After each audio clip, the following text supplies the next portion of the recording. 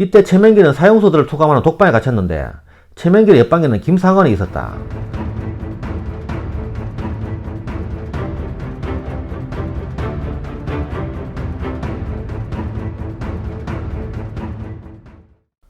주화파의 선두주자 지천 최명길 편입니다.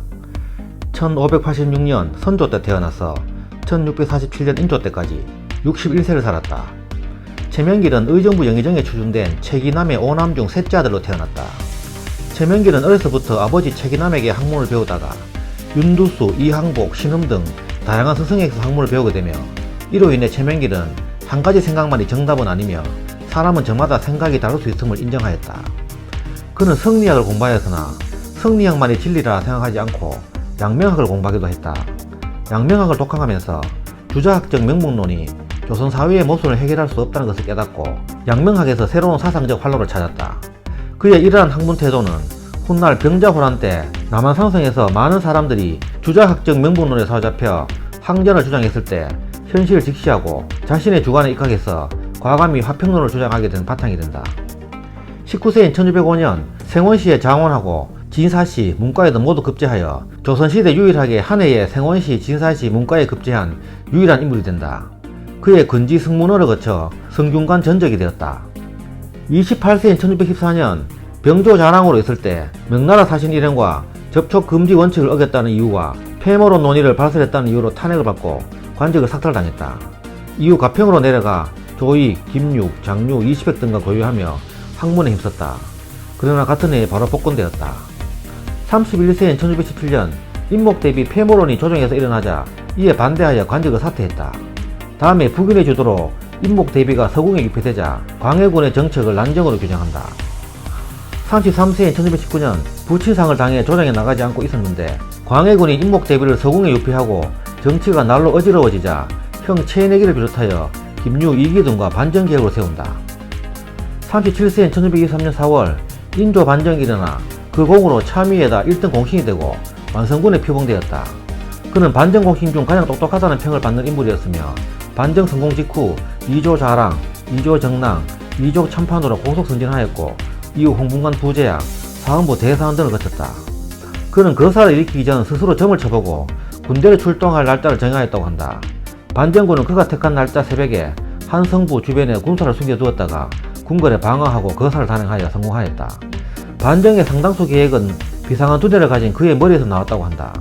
38세인 1624년 인조 반정 후 채 1년도 안 되어 이괄의 난이 일어나 인조가 공주로 도망가자 최명길은 무신이 아닌데도 총독부 사직을 자원하여 도원수 장만과 계책을 논의하였다.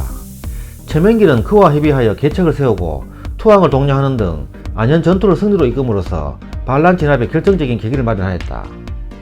41세인 1627년 정묘호란이 일어나자 인조와 조정은 강화도로 피난하였다.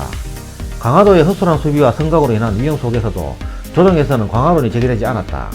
그러나 최명길은 대세를 보아 강화가 불가피함을 홀로 역설하였고 이로부터 강화가 논의되었다. 그는 조선군의 수적 열세와 전투로 열세 등을 들어 사사로운 명분으로 국토가 황폐화되어서는 안된다고 주장하였다.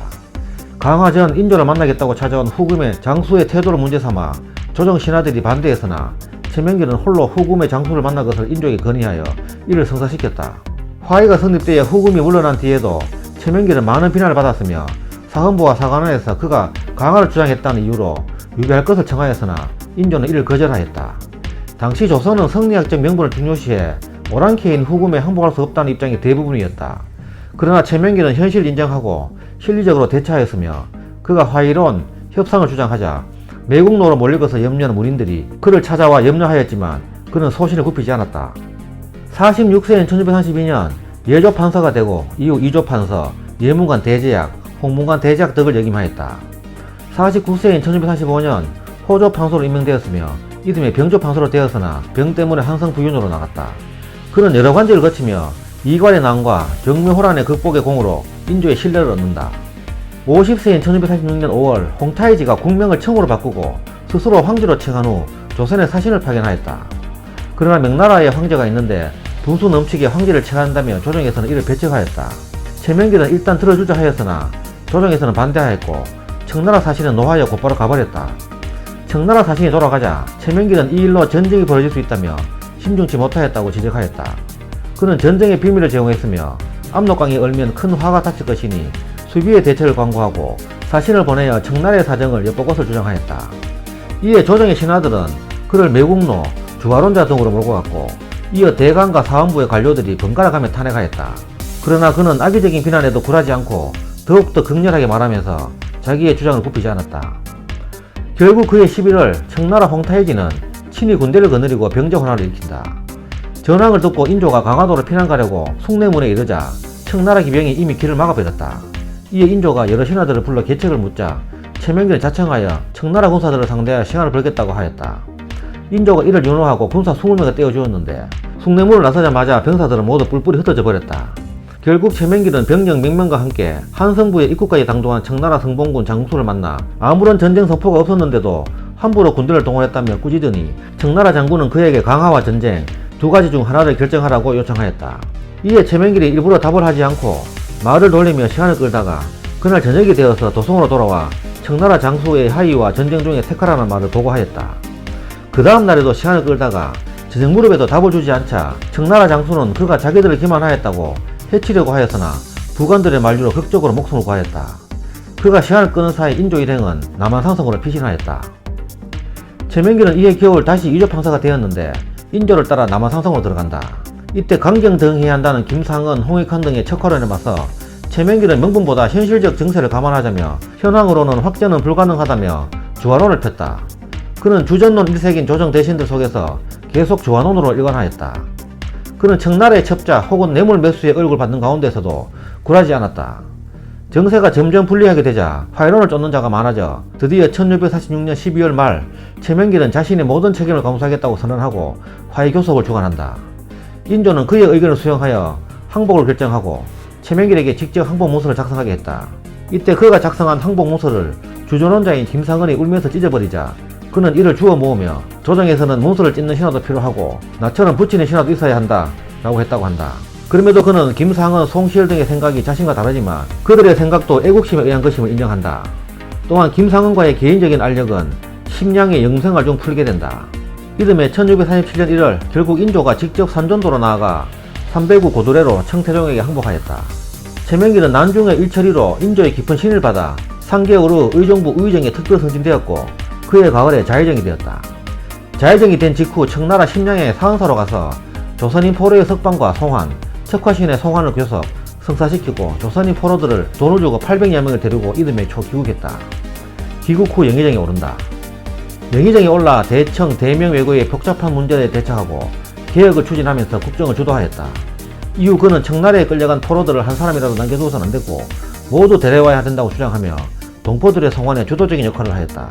그리고 최명길은 청나라군에 끌려갔던 부녀자들과 이혼하지 말고 혼인관계를 계속 유지할 것을 홀로 주장하였다. 그들이 자의에 의하여 불륜을 저지르거나 능욕을 당한 것이 아니며 조정의 잘못으로 끌려갔으니 잘못은 조정의 대신들에게 있는 것이라며 이들을 용서할 것을 주장하였다. 환향여들을 용서하자는 주장에 전 조정의 대신들이 벌떼같이 들고 일어나 그를 미풍양속을 해치는 자라며 비방하였다. 병자호란 이후 청나라는 명나라를 칠 때 조선의 군사들을 파병할 것을 요청하였다. 이때 그가 나서서 청나라의 군을 파병할 수 없음을 통보하였다. 그러나 청나라가 계속 군대를 출동하여 도우라고 압박을 행사하자 그는 스스로 심양으로 달라가 죽음으로써 파병을 할 수 없다고 선언하였다. 그가 심양을 갈 때 자신이 그 책임을 감당하겠다고 하자 인조는 감동하여 표범 가솥 한 벌을 하사한 다음 직접 그를 전송하였다. 최명길은 심양으로 갈 때 이번에는 살아서 돌아오기 힘들다고 생각하고 미리 장례 물품을 준비해 가지고 갔다. 그가 심양에 도착하여 청나라 황제 앞에서 항의하며 뜻을 굽히지 않자 홍타해지는 분노하였으나 나중에 그를 의롭게 여겨 풀어주었다. 52세인 1638년 그는 청나라의 사신으로 가서 조선이 오랜 전쟁으로 피폐해짐을 이유로 들어 매년 조공으로 바치는 공물의 양을 줄이고 징병 요구를 철회할 것을 성사시키고 되돌아왔다. 54세인 1640년 일찍이 사이가 벌어진 김유, 김자점 등의 세력과의 경쟁과 살림 세력으로부터 삼전도의 굴욕을 불러온 인물이라는 비판을 받자 인조의 만류에도 불구하고 영의정에서 물러났다. 56세인 1642년 다시 영의정에 임명되었으나 임경업이 명나라와 내통한 사실과 조정의 반청 움직임이 첩자들에 의해 청나라에 발각된다. 최명길은 이에 책임을 지고 청나라의 인지를 자원하여 소현세자, 김상은, 이경여 등과 함께 청나라 심양으로 끌려갔다. 그는 청나라 형부에서 형문을 받은 뒤 북관에 2년간 소감된다.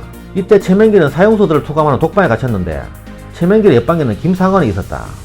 조선에 있을 때 김상헌은 최명길을 매국노 또는 도의를 저버린 비겁한 겁쟁이라며 싫어했고, 최명길은 김상헌을 명분만 앞세우며 명예만 바라보는 사람으로 여겨 경멸하였다. 독방 생활 중 정치적 입장은 달랐지만 이때 둘은 서로의 묵은 감정을 풀게 된다.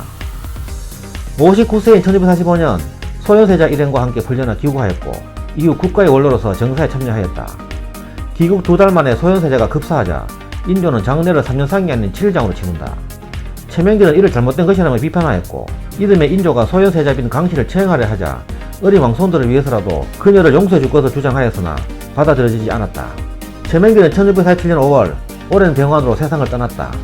향년 61세였다.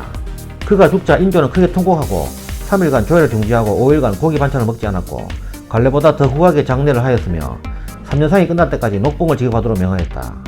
사후 조정에서는 문충이라는 시호를 내린다. 사관은 문신으로서 외교에 끼친 영향력이 유성룡에 버금간다고 하였고, 그의 졸기에 위급한 교부를 만나면 앞장서서 피하지 않았고, 일에 임하면 칼로 쪼개도 분명히 처리하여 미칠 사람이 없었으니 역시 한 시대를 구제한 재상이라 하겠다라고 적고 있다. 최명길은 병자호란과 정묘호란 당시 하친과 항복, 교섭을 주장한 일로 조선이 멸망할 때까지 매국의 대명사로 인식되어 부정적으로 평가되었으나, 대한제국이 멸망한 이후 그의 주화론으로 조선의 호란이 전국으로 확산되는 것을 막았다는 긍정적 평가가 나타나기 시작했다. 1970년대에 이르러 김상헌의 주조론도 옳고 최명길의 주화론도 옳다는 인식이 나타나게 되었다.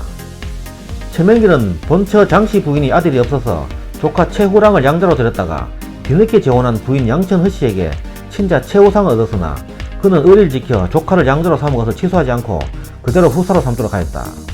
그는 사치하지 않고 검소했으며 동료 공신들의 경제적 비리 행위를 규탄하고 개혁을 촉구하는 데 꺼리낌이 없을 정도로 강직하였다. 이 때문에 그는 평소 적을 많이 만들었지만 청렴성과 진솔함, 공정성은 인조와 서인당 내 정적들까지도 인정하였다. 최명길의 묘는 충청북도 청주시 청원구에 두 부인의 묘 뒤쪽에 조성되어 있다. 묘소 입구에는 1702년에 건립된 신도비가 있다. 지금까지 지천 최명길 편이었습니다. 감사합니다.